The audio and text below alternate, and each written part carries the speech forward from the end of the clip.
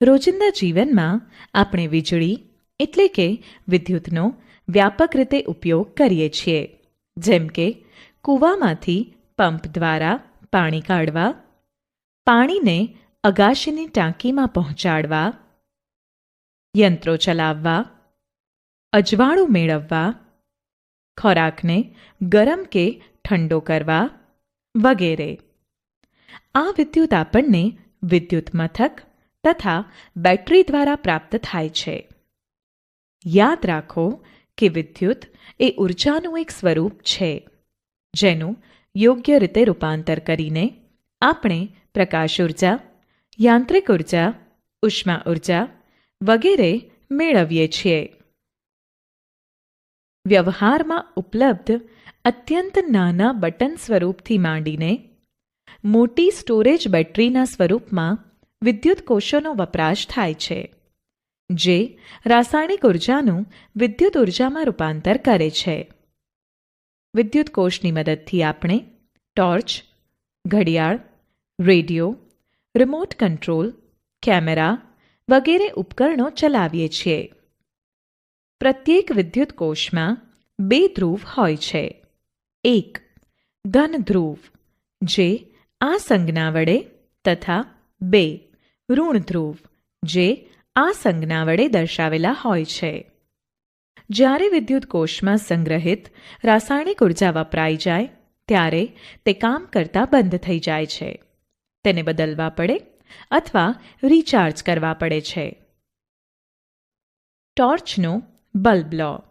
તમને તેના પારદર્શક કાચમાંથી પાતળો તાર દેખાશે, જે તારને ફિલામેન્ટ કહે છે. આ ફિલામેન્ટ બે જાડા તાર સાથે જોડાયેલા છે. બે જાડા તારમાંથી એક તાર બલ્બની નીચેની સપાટી પરના ધાતુના આવરણ સાથે, જ્યારે બીજો તાર આધાર કેન્દ્ર પર ધાતુની અણી સાથે જોડાયેલા હોય છે. વળી આ બંને તારના છેડા, જેને ટર્મિનલ કહે છે, પરસ્પર અડકે નહીં તે રીતે ગોઠવેલા હોય છે.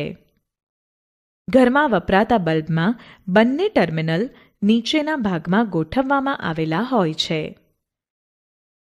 વિવિધ રંગનું પ્લાસ્ટિક આવરણ ચડાવેલા વિદ્યુત તારના 4 ટુકડા લઈને તેમના છેડાઓ પરથી પ્લાસ્ટિકનું આવરણ દૂર કરો.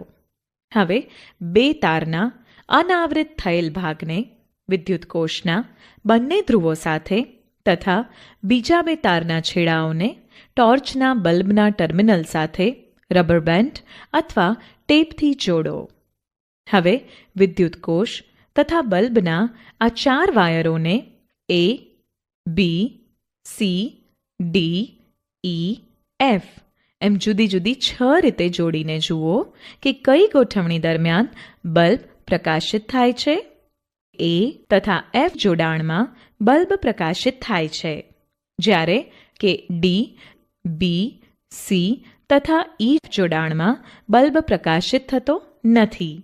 કારણ કે જ્યારે વિદ્યુત કોષના એક છેડાથી શરૂ કરી વાયર વડે બલ્બમાં થઈને ફરી વાયર વડે વિદ્યુત કોષના બીજા છેડા સુધીનો માર્ગ પૂર્ણ થાય તો જ બલ્બ પ્રકાશિત થાય છે. આ સંજોગોમાં બનતા બંધ માર્ગમાંથી વિદ્યુત પ્રવાહ વહી શકે છે. જો માર્ગ પૂરો એટલે કે બંધ ન થાય, ડી તથા એફ, તો વિદ્યુત પ્રવાહ ન વહેતા બલ્બ પ્રકાશ આપવાનું કાર્ય કરી શકતો નથી. વિદ્યુત પરિપથ એટલે વિદ્યુત કોષના બે ધ્રુવો વચ્ચેનો વિદ્યુત પ્રવાહનો સંપૂર્ણ એટલે કે બંધ માર્ગ, જે થકી જ વિદ્યુત પ્રવાહ પસાર થઈ શકે છે. જો વિદ્યુત પરિપથમાં કોઈ પણ છેડો છૂટી જાય કે બલ્બ ફ્યુઝડ એટલે કે ફિલામેન્ટ તૂટી જાય, ત્યારે વિદ્યુત પરિપથ તૂટી જતા વિદ્યુત પ્રવાહ પસાર થઈ શકે નહીં. એક ટોર્ચ માટેનો બલ્બ તથા તારનો ટુકડો લો. પ્રથમની જેમ તારના બંને છેડાથી પ્લાસ્ટિકના આવરણને દૂર કરો. હવે પેન્સિલ સેલ જેવા વિદ્યુત કોષ પર રબર બેન્ડથી તારના એક છેડાને ઋણ ધ્રુવ પર અડકે તેમ રાખીને બીજા છેડાને બલ્બના ધાતુના ઢાંચાની આસપાસ લપેટો.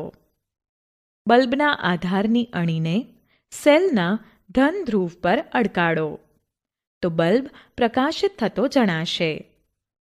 જો તમે આધારની અણીને સેલના ધન ધ્રુવ પરથી હટાવી લેશો તો બલ્બ પ્રકાશતો બંધ થઈ જશે. આ સાદી વિદ્યુત સ્વિચની રચના બલ્બના આધારની અણીનો ધન ધ્રુવ સાથેનો સંપર્ક એટલે સ્વિચ જોડાણમાં ઓન ગણાય અને સંપર્ક તૂટતા સ્વિચ ઓફ કહેવાય. તમે 2 ડ્રોઈંગ પિન, 2 સેફ્ટી પિન અથવા પેપર ક્લિપ, 2 તાર તથા નાની થર્મોકોલની શીટ અથવા લાકડાનું બોર્ડ લઈને વિદ્યુત સ્વિચ બનાવી શકો છો. સેફ્ટી પિનની રિંગમાં એક ડ્રોઈંગ પિન લગાવીને તેને થર્મોકોલ શીટ પર ચોંટાડી દો, જેમ કે આકૃતિમાં બતાવવામાં આવેલ છે. સેફ્ટી પિન સરળતાથી ફરી શકે તેની ખાતરી કરો. હવે બીજી ડ્રોઈંગ પિનને થર્મોકોલ શીટ પર એવી રીતે લગાવો કે સેફ્ટી પિનનો સ્વતંત્ર છેડો તેને સ્પર્શ કરી શકે. આ રીતે જોડાયેલ સેફ્ટી પિન તમારી સ્વિચ હશે. જ્યારે વિદ્યુત બલ્બને તથા બેટરીના સેલને વિદ્યુતના તાર વડે જોડાણ કરતી વખતે વચ્ચે આ સ્વિચ ગોઠવવામાં આવે છે ત્યારે 1. જ્યારે સેફ્ટી પિનનો સ્વતંત્ર છેડો બીજી ડ્રોઈંગ પિનને અડકે છે ત્યારે સ્વિચ ઓન થતાં આ વિદ્યુત પરિપથ પૂર્ણ થાય છે અને બલ્બ પ્રકાશિત થાય છે. 2. જ્યારે સેફ્ટી પિનનો સ્વતંત્ર છેડો ડ્રોઈંગ પિનનો સંપર્ક ગુમાવે છે ત્યારે સ્વિચ ઓફ થતાં બલ્બ પ્રકાશતો નથી, કારણ કે વિદ્યુત પરિપથ પૂર્ણ થતો નથી. અત્રે દર્શાવ્યા મુજબ વિદ્યુત તંત્ર એટલે કે બેટરી સેલ તથા બલ્બના જોડાણની સાથે વચ્ચેના ભાગમાં જુદા જુદા પદાર્થો ગોઠવીને પ્રત્યેક કિસ્સામાં બલ્બ પ્રકાશિત થાય છે કે નહીં તેનું અવલોકન કરો. તમારા અવલોકનોને કોષ્ટકમાં ગોઠવો. અવલોકનો દર્શાવે છે કે જે પદાર્થો તેમાંથી વિદ્યુત પ્રવાહને પસાર થવા દે છે, જેવા કે ધાતુ, ગ્રેફાઇટ વગેરે, તેવા સંજોગોમાં બલ્બ પ્રકાશિત થાય છે.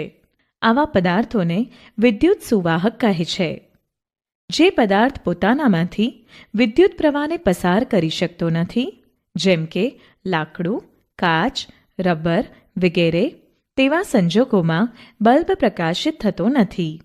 આવા પદાર્થોને વિદ્યુતના અવાહક કહે છે. આપણું શરીર વિદ્યુતનું સુવાહક છે, માટે વિદ્યુત ઉપકરણોનો ઉપયોગ કરતા સાવધાની રાખવી પડે છે. શુદ્ધ પાણી વિદ્યુતમાં અવાહક છે, પરંતુ મીઠાવાળું પાણી વિદ્યુતનું સુવાહક છે. શૂન્યાવકાશ તથા મોટાભાગના વાયુ વિદ્યુતના અવાહક છે.